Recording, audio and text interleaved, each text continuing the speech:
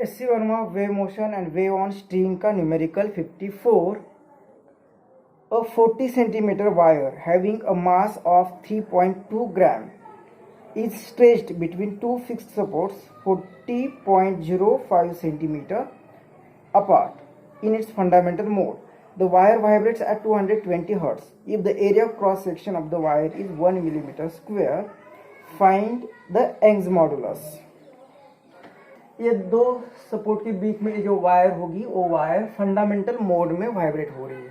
Fundamental mode of vibration का मतलब यहाँ पे एक लूप फॉर्म हो रहा है. तो इस तरह से एक लूप बना दिया और ये दो डिजिट सपोर्ट के बीच में डिस्टेंस जो होगा वो 40.05 सेंटीमीटर है.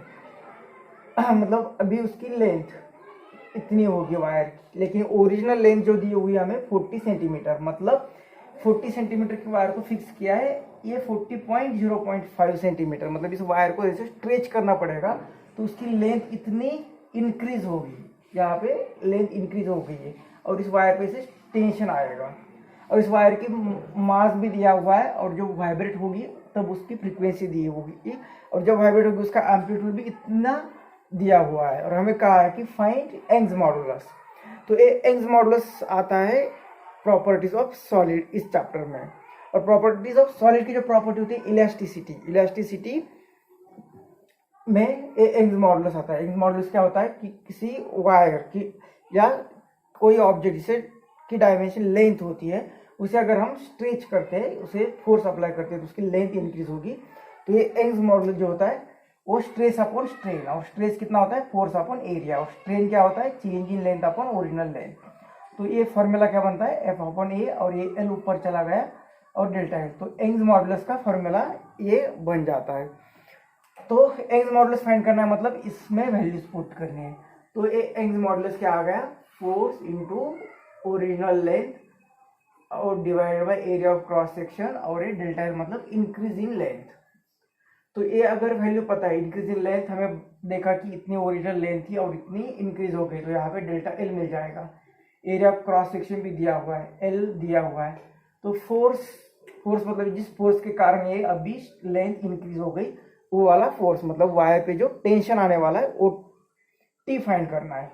अब टी तो दिया नहीं, लेकिन टी कहाँ पे आता है वेलोसिटी में. Velocity is equal to under root T upon mu, लेकिन वेलोसिटी भी नहीं दी है. तो ये दिया है फंडामेंटल मोड. तो फंडामेंटल मोड ऑफ वाइब्रेशन जो होगा म्यू नॉट, उसका ये फ्रीक्वेंसी क्या होती है, फ्रीक्वेंसी होती है वेलोसिटी अपॉन वेवलेंथ. अब वेलोसिटी क्या होती है ये 1 अपॉन लैम्बडा, और वेलोसिटी क्या होती है under root T upon mu. और ये fundamental of mode of vibration की जो फ्रीक्वेंसी होगी वो दी हुई है. तो यहाँ पे म्यू मास पर यूनिट लेंथ भी दिया हुआ है और लैम्बडा यहाँ से मिल जाएगा. तो यहाँ पे टी फाइंड करना है. तो T is equal to under root की टर्म है तो पहले तो स्क्वायर करते, तो ये mu square is equal to 1 upon lambda square into T upon mu. तो इस इक्वेशन से टी मिलेगा हमें, ये दोनों इधर मल्टीप्लाई होंगे तो लैम्बडा स्क्वायर और ये म्यू और ये मास पर यूनिट लेंथ और ये फ्रीक्वेंसी स्क्वायर, ये आएगी टी की वैल्यू. अब इसमें वैल्यू पुट करनी है. तो लैम्बडा कितना आएगा, अब ये लैम्बडा बाई 2 इज 40 सेंटीमीटर. ये यहाँ से यहाँ तक का डिस्टेंस है लैम्बडा बाई 2, और वो डिस्टेंस है कितना, ये डिस्टेंस है 40.05. तो लैम्बडा कितना आ जाएगा, इसे मल्टीप्लाई करना पड़ेगा. तो 40.05 इंटू 2, 2 5 10, 1 2 1 2 0 2, और ये 80.10 सेंटीमीटर. तो ये लैम्बडा की वैल्यू पुट करते इधर टी इज इक्वल टू आ जाएगा 80.1, और ये सेंटीमीटर, इसका मीटर में कन्वर्जन करते हैं तो 10⁻², और इसका स्क्वायर करना है तो इसे और एक बार लेना है तो स्क्वायर. तो ये 80.1 इंटू 80.1 इंटू 10⁻² इंटू 10⁻². तो म्यू मास पर यूनिट लेंथ, मास कितना है, म्यू की वैल्यू क्या है मास पर यूनिट लेंथ. तो मास दिया हुआ है 3.2 ग्राम, 3.2 ग्राम मतलब इसको 10⁻³ इतना kg. और लेंथ दिए 40 सेंटीमीटर, 40 इंटू 10⁻², इतना मीटर। अब म्यू मतलब फ्रिक्वेंसी है 220 फ्रिक्वेंसी।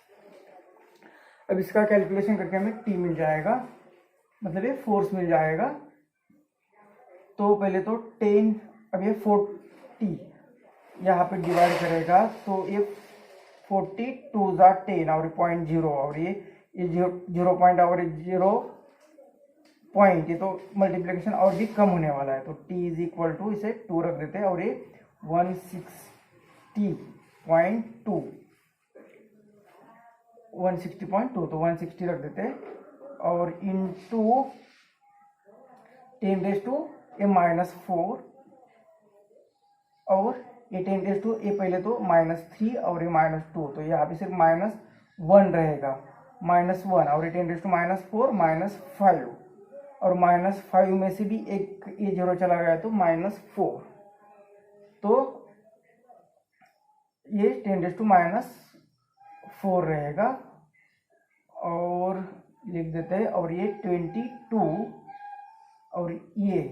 ये इसका स्क्वायर है, इसका स्क्वायर है, तो इस 0 को भी निकालते तो ये -3 आएगा, और ये 22 का स्क्वायर, 22 इंटू 22 को मल्टीप्लाई किया तो ये आ गया, इसे इस 3.2 से मल्टीप्लाई कर दिया तो ये आ गया, और इसे फिर 160 से मल्टीप्लाई कर दिया तो ये आ गया, और यहाँ पे 10⁻⁻3, तो ये 3 डेसिमल 1 2 3, मतलब ये 247.8, तो यहाँ पे टेंशन आ रहा है 247.8, और ये 0 है, तो इतना टेंशन है, मतलब ये फोर्स आ गया इतना। अब इस फोर्स की वैल्यू यहाँ पे पुट करनी है, सभी वैल्यूज गिवन है, तो इस वैल्यू को पुट करके हमें इसे सॉल्व करना पड़ेगा। तो यंग्स मॉडुलस फोर्स की वैल्यू आ गई 247.8 न्यूटन। एल लेंथ दी हमें 40 सेंटीमीटर, तो ये 40, अब इंटू 10⁻², ये मीटर में आ जाएगी, divide by area of cross section दिया है 1 मिलीमीटर स्क्वायर, तो 1 इंटू मिलीमीटर का मीटर में करना है तो 10⁻⁻3, और इसका स्क्वायर तो ये 6 इंटू डेल्टा एल, तो लेंथ ओरिजिनल 40 सेंटीमीटर है, और इसे स्ट्रेच किया और ये बन गई इतनी, तो दोनों का सब्ट्रैक्शन जो आएगा वो डेल्टा एल होगी, तो आ गया 0.05 सेंटीमीटर, तो 10⁻² करेंगे तो वो मीटर में आ जाएगी, तो ये इसके लिए चला जाएगा। अब ये 10⁻⁶, तो ये 2 डेसिमल, तो ये y इज इक्वल टू 247.8, ये 40 लिख देते हैं इधर, 10⁻⁶ को ऊपर ले लेते हैं तो 10⁻⁶, और ये 0.05 को भी लिख देते हैं 5 इंटू 10⁻², ताकि ये ऊपर चला जाएगा और +2 बनेगा,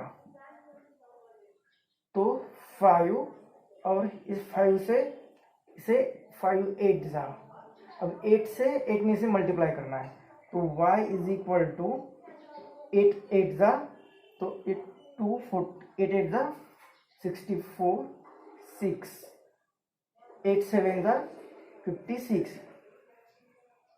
और ये 62, और 8 4 जा 32, 6 32, तो ये 38, और 8 2 जा 16, 17 18 19, और इंटू 10⁻,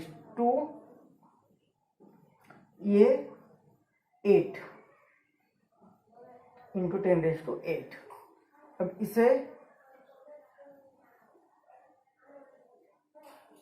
और ये यहाँ पे डेसिमल है तो ये डेसिमल, तो इतना आ जाएगा, तो इसे 8, अगर इसे यहाँ पे डेसिमल देना है तो ये 9 10 11, मतलब 1.98 इंटू 10⁻11, और इसका यूनिट होता है न्यूटन, और फोर्स पर एरिया मतलब मीटर स्क्वायर।